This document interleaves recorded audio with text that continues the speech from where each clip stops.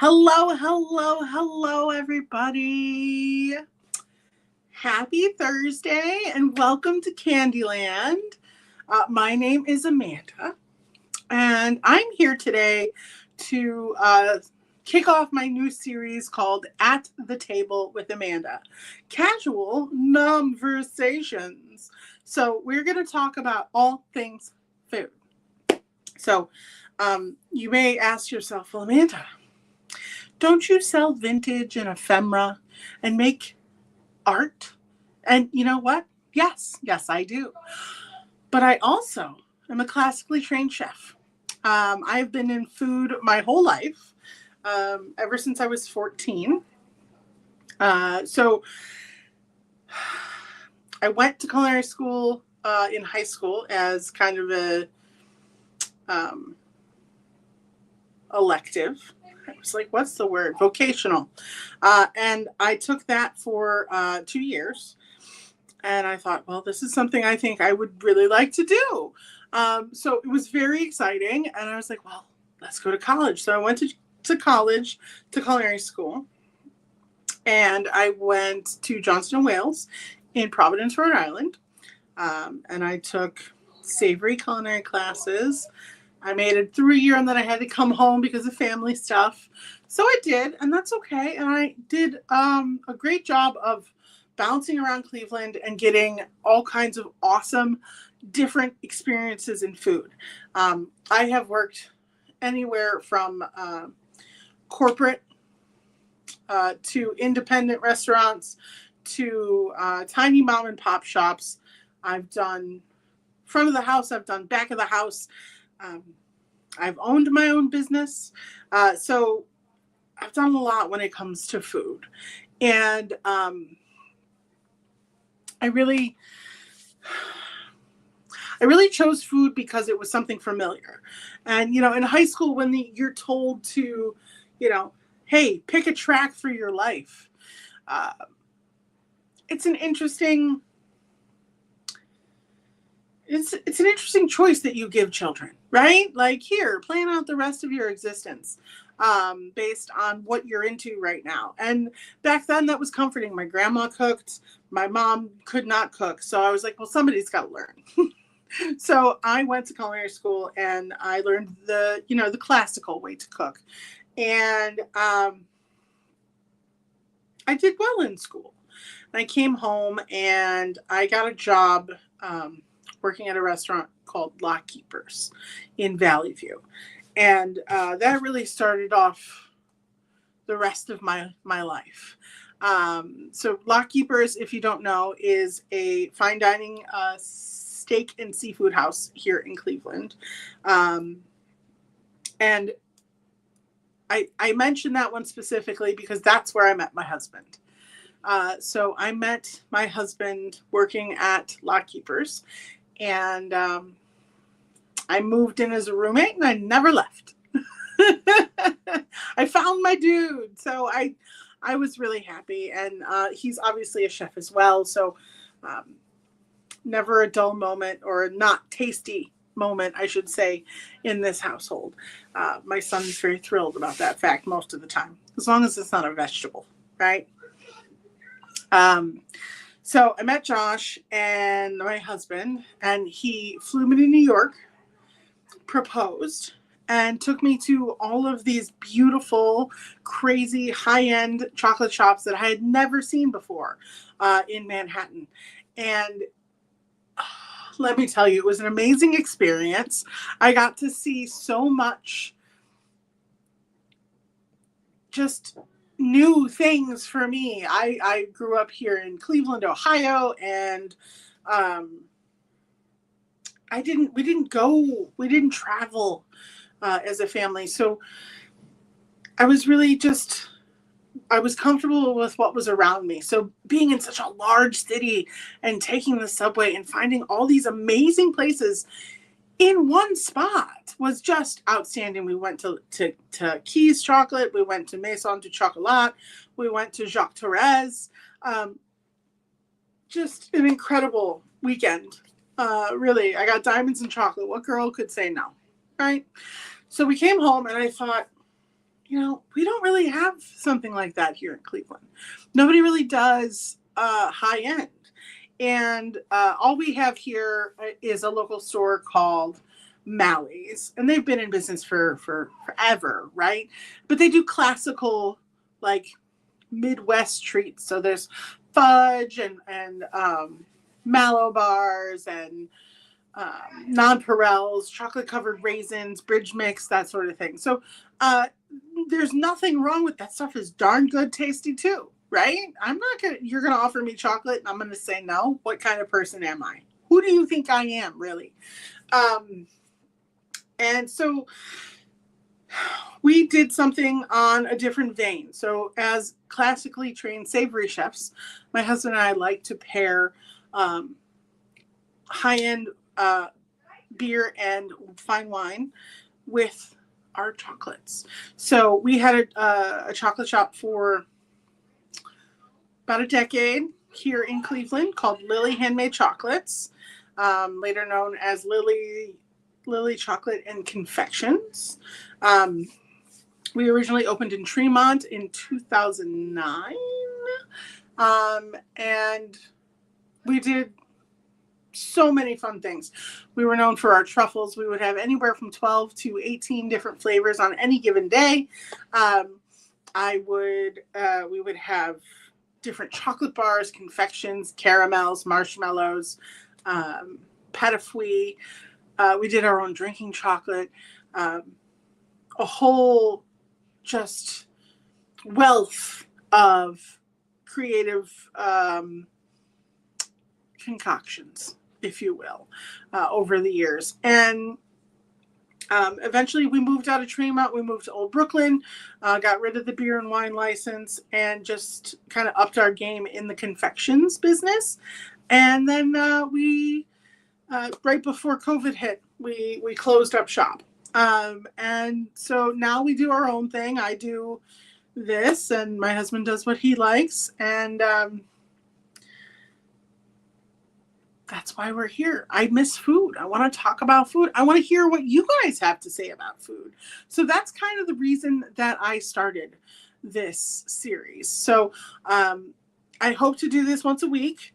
This week it was on Thursday. We're going to attempt possibly Wednesday next week. So just keep your eyes peeled. If you're not subscribed, please hit that button and turn the bell on so you get reminders. But yeah, so now we're going to talk a little bit about what the show is going to be. So it's not just going to be me sitting here talking at you about food. We're going to bring on guests so I can interview and ask questions of them, of their favorite foods, nostalgic foods, desert island foods, that sort of thing. You guys are more than welcome to comment and interact with the show. It's definitely meant to be a community kind of thing. Okay. So onwards and upwards, right? So one of the segments that we're going to do is called Food Fight. And we're going to talk about two opposing foods that have people on one side of the aisle or the other. Okay. So today I thought it would be appropriate to talk about a topic we've been talking about on Knickknacks. I'm also a live seller on Knickknacks Marketplace on District. And we always get talking about food. So one thing we started talking about for some reason a few weeks ago was mayonnaise. And you're like, mayonnaise? Okay, all right. So the food fight today is mayo versus Miracle Whip. All right, so I've got some information, some facts to share about those two delicious condiments. What would a sandwich be if you didn't have mayonnaise on it? What would a chicken salad stuffed in a tomato taste like if it wasn't made with Miracle Whip? Do you know the answers to these questions? I guess we'll have to find out. All right, so let's pull up some of these info quips. I have notes. You think I can remember all this? No. That's not, I mean, that's nice. That's sweet. You guys are sweet. Thank you. No. Okay. So, what do you know about mayo? It was invented in the 18th century. Okay. The most popular story credits the invention to the French at the end of that 17th century on the island of Minorca during the conquest of Mahon. Have you ever had Mahon cheese? Oh, be still my beating heart. Anyway, I digress. Back to mayonnaise. Focus, kids, focus. We're talking about mayo, okay?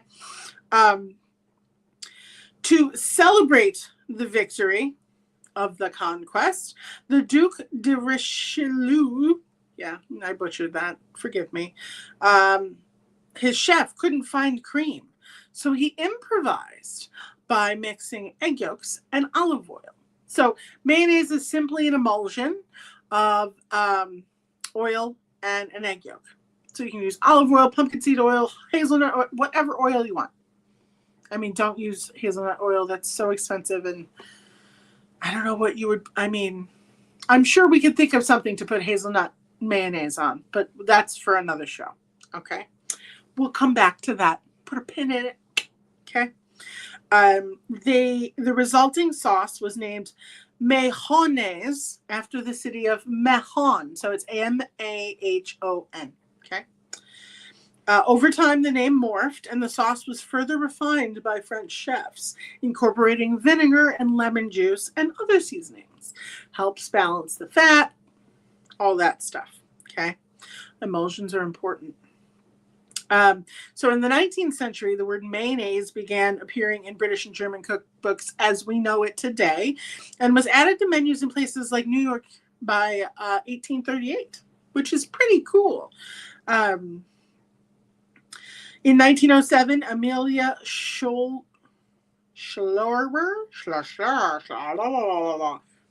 again, sometimes pronunciation is good, sometimes we're just not on it. But she started selling her homemade mayonnaise at her family's grocery store in Philadelphia.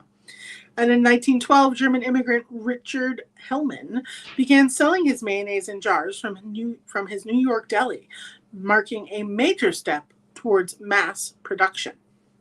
So, crazy, right? It was an invention. It's I don't know.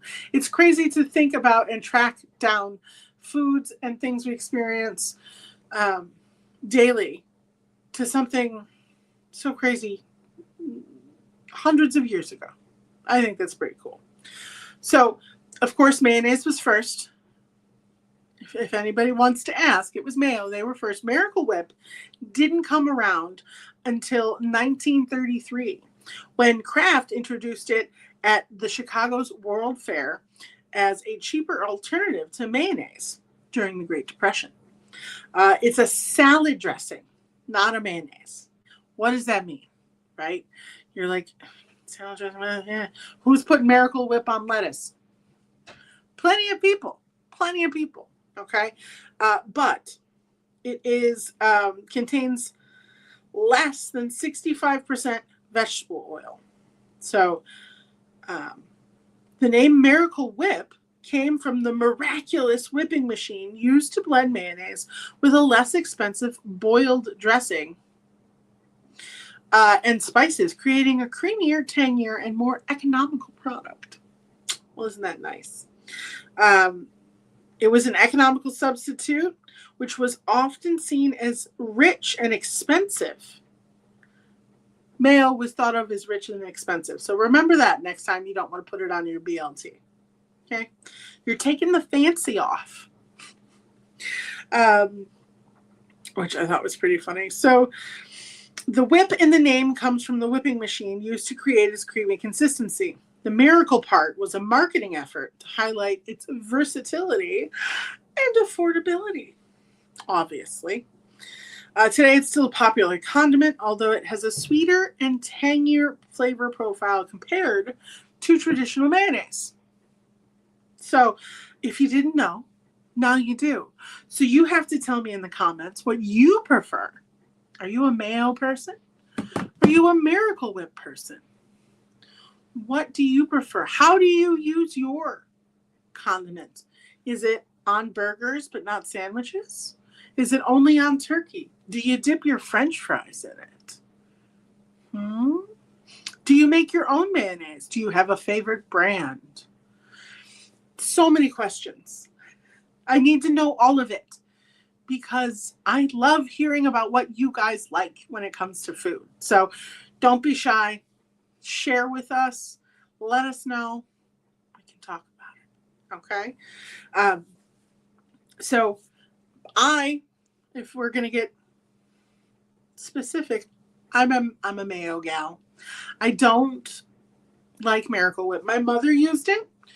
I think the only thing that I liked that she made with Miracle Whip was probably the simplest thing she ever could have made. She boiled chicken, shredded it, and she would not cook it for tenderness. She would cook it for doneness. So the chicken was very, very dry, which, how you can get dry chicken when poaching it or boiling it, you're trying really hard. So she would boil the heck out of it, shred it up, and then add salt and pepper and Miracle Whip. And then she would hollow out tomatoes. This is very 80s Weight Watchers, right? She would hollow out tomatoes and she would stuff the tomatoes with the chicken salad. And then we would have that on a bed of lettuce that none of us would ever eat. I don't remember. Why? I love lettuce. Like salads are my favorite thing. Really. Anything on lettuce is a salad. Okay. But, well, that'll be a whole different show. See, more ideas. This is good. But yeah, so that's probably the only thing that I would eat willingly with Miracle Whip. Mayo is the bomb. And I like, if we're going to pick brands, I'm a Hellmann's girl. Sorry, Duke's. I mean, Duke's is good, but Hellmann's is better. Sorry. I said it. I said what I said. I don't know why I started whispering there. I don't know. I'm getting a little crazy. All right. So, if you guys have any questions, please feel free to add them into the chat. If you have cooking questions, food questions, if you have suggestions for future shows, topics, that sort of thing, please send me an email. I'd love to hear from you. My email is candylandcuriosities@gmail.com. Just in the subject line, say "at the table suggestion," and we'll talk, right? So at the end of every show, I'll do a little Q&A like this, where we talk about what we've chatted about, kind of wind down and talk about things that are coming up. And of course, remind you to hit that subscribe button so that you don't miss a minute of crazy. Next time I go live, I will be having a guest. So I will have someone to play off of, and it's going to be super fun and hilarious. I will announce the co-host probably early next week. So keep your eye on my Instagram and here on YouTube.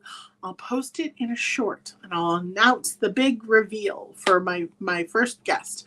So thank you guys for joining me. I appreciate your time. If you enjoyed the video and you want to see more, hit that like button, and I will see you on the flip side.